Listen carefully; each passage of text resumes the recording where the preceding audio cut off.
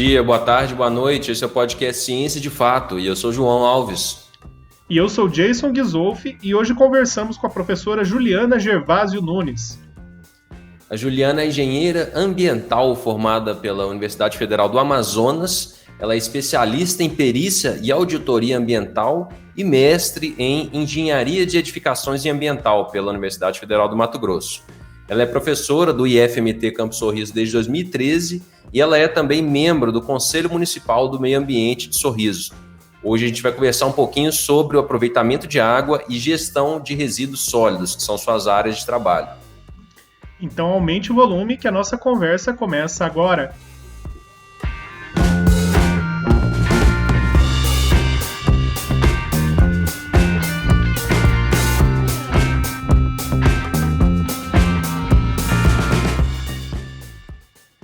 Olá, seja bem-vinda, professora. Seja bem-vinda, professora.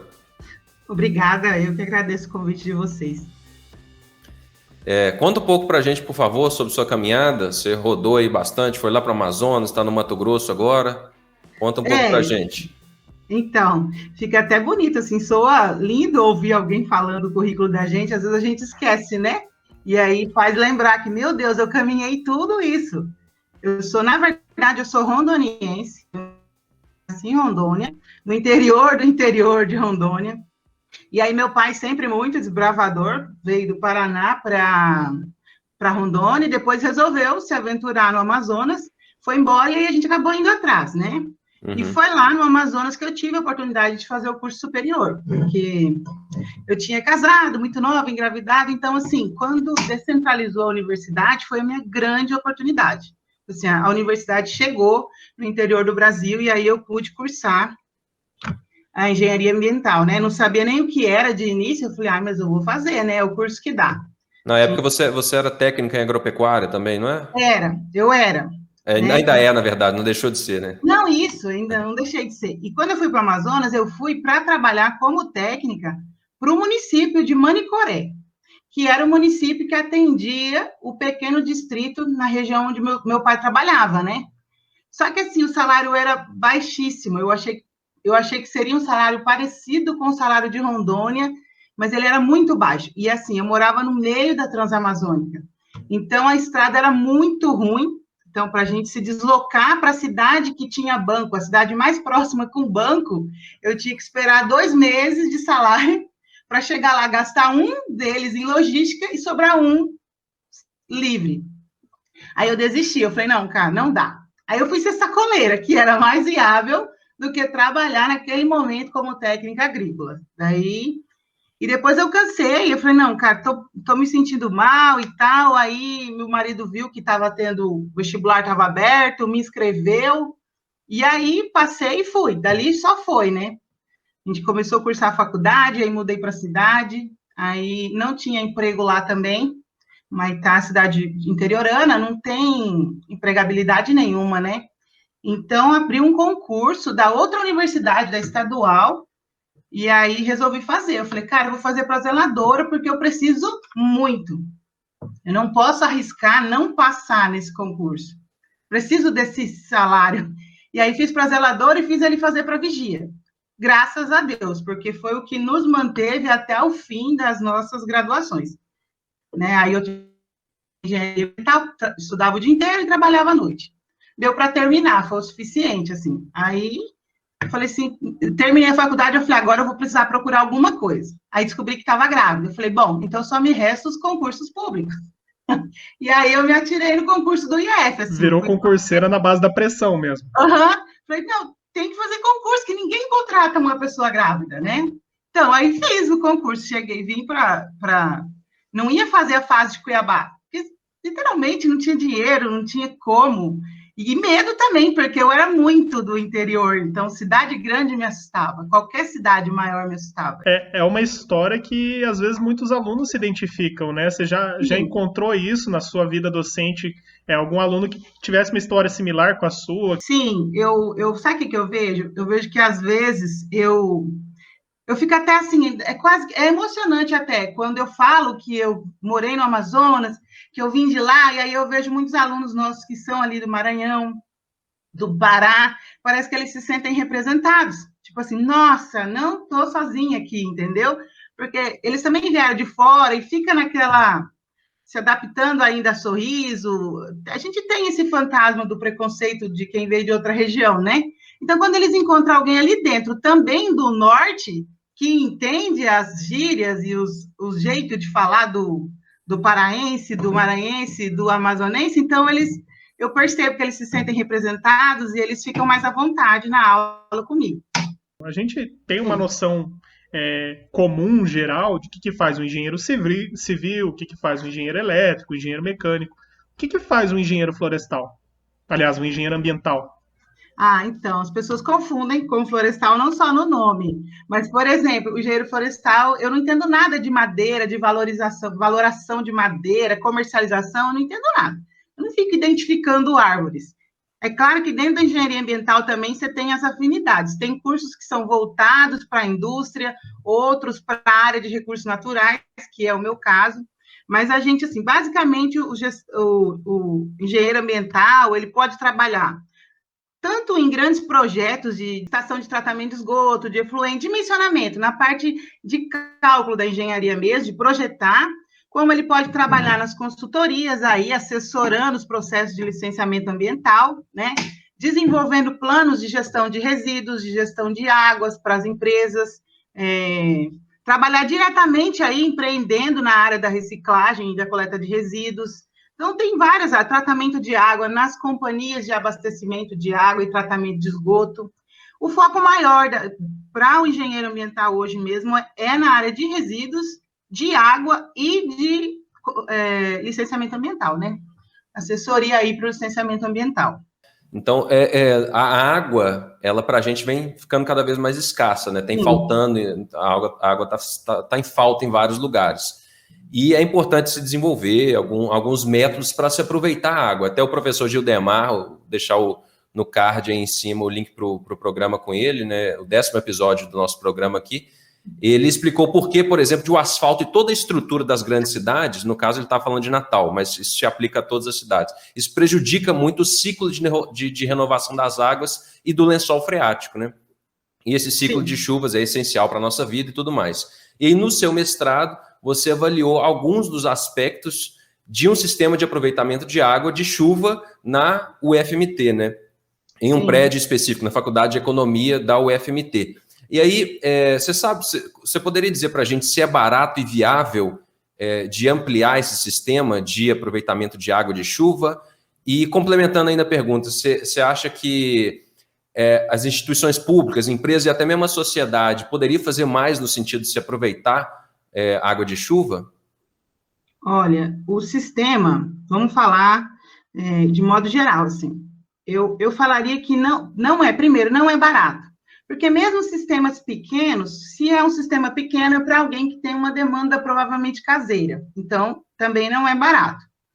Eu cheguei eu ia construir uma casa e eu ia colocar um sistema desse, mas por um esforço pessoal de sentir que eu estava tentando alguma coisa em termos de sustentabilidade, né?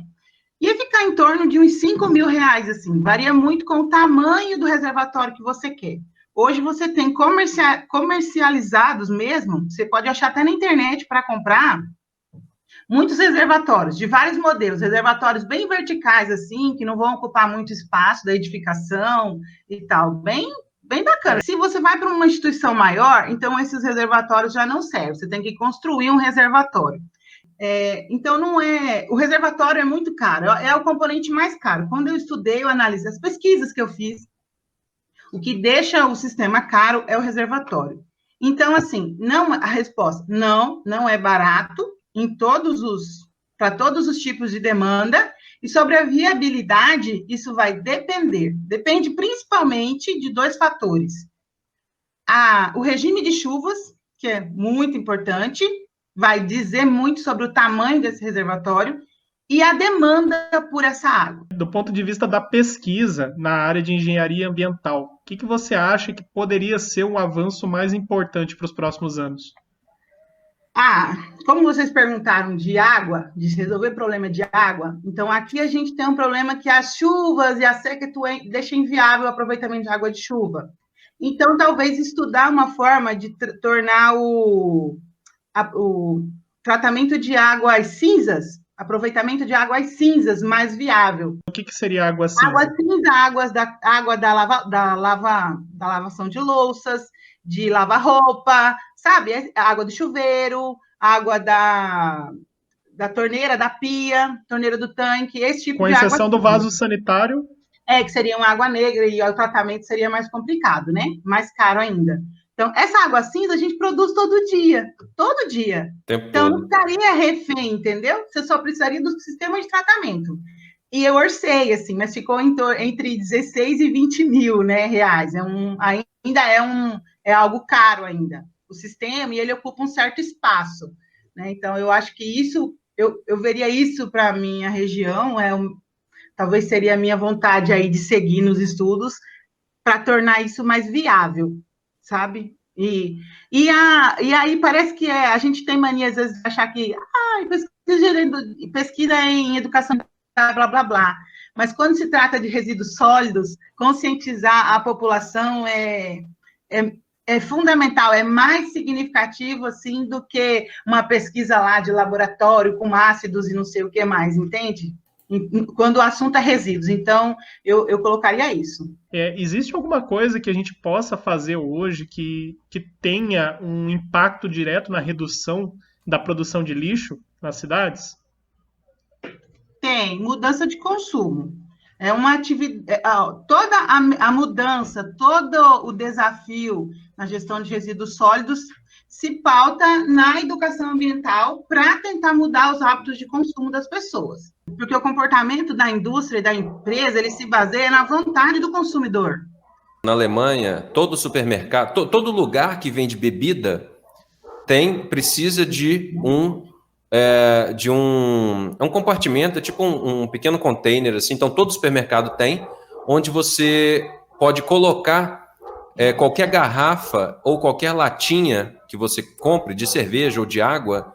E aí, assim, quando você compra ela, você paga um imposto a mais. Então, latinhas são 25 centavos de euro.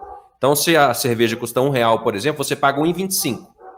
Você leva a latinha, consome. Se você volta com a latinha, você deposita e isso te dá um recibo de 25 centavos, onde você pode acumular os recibos, ou enfim, você coloca várias latinhas, e aí o recibo te dá um valor único, você troca pelo dinheiro lá no caixa, ou então complementa a sua compra. E por exemplo, eles também, qualquer pasta de dente que você compra, ela está coberta ali com um papel, com um papelãozinho, né? Não tem isso, sabe? Lá eles têm uma consciência ambiental um pouco mais evoluída já que a nossa. Vende tudo direto. E isso é da população, igual você falou, é a população, né? Mas que essa cultura é levada para dentro das empresas, que todo supermercado é obrigado a ter esse equipamento para depósito de latinhas ou de garrafas. Então, isso que você falou, eu concordo também, acho que é importante. A população que força, é o nosso hábito que força o comércio a se adaptar. A gente tem que deixar o comércio a se adaptar à nossa educação, ao nosso nível de educação ambiental. Não é a gente que tem que se adequar. Se eu colocar uma máquina dessa hoje em qualquer mercado no Brasil, vai ficar meio assim. As pessoas não vão usar, porque não estão educadas. Mas se elas forem educadas, elas vão entender, vão usar. Em termos de resíduos de forma geral, o que é difícil de você tratar, só lembrando o que é tratamento de resíduos sólidos, não é adição de nenhum produto químico, não. Quando a gente fala em tratamento de resíduos, a gente está falando de acondicionamento, armazenamento, coleta, triagem, destinação final, né? É o gerenciamento do resíduo em si. Então, o que dá trabalho para gerenciar? Resíduos perigosos, né? Resíduos que têm característica de inflamabilidade, corrosividade, né? Risco biológico. Então, esse é complicado de lidar. Tá? Resíduos industriais. Então, assim, dependendo do tipo de resíduo, a responsabilidade é exclusiva do gerador. O único resíduo que a responsabilidade fica da prefeitura, quando ela não é a geradora, é o nosso resíduo, o resíduo domiciliar. Nós geramos e eles são responsáveis por destinar, tá? Só destinar, levar para o local adequado. O acondicionamento, né, o preparo, né, colocar na sacola ideal, armazenar adequadamente, é a responsabilidade do gerador. Por isso que quando está mal acondicionado e mal armazenado, o coletor não leva. Ele deixa lá. Daí a pessoa fica brava, né? Mas ele só pode levar aquilo que está devidamente acondicionado. Professor, estamos chegando ao final do nosso papo, que foi muito bom, muito legal. Muito obrigado. Você tem alguma consideração final para deixar para os nossos espectadores? Não, eu só agradeço mesmo a oportunidade e quem sabe com isso a gente já conscientize mais alguém aí já, né? É só, gente, consumam o que, não consumam o que você não precisa, não compre aquilo que você não precisa. Pronto. Obrigado pela sua participação, professor. Muito obrigado. De nada. O objetivo do nosso podcast é aproximar você do universo da ciência. Quer saber mais sobre o assunto que tratamos aqui hoje? Envie uma mensagem para o nosso podcast nas mídias sociais, @podcast Ciência de Fato no Instagram e também @podcast Ciência de Fato no Facebook. E se você está nos acompanhando pelo YouTube, escaneie o código aí do lado para se inscrever no podcast e receber no seu celular as notificações sobre os próximos episódios. Nesta primeira temporada do Ciência de Fato, nós estamos com episódios semanais. A gente publica um novo episódio a cada quinta-feira. Então, até a próxima!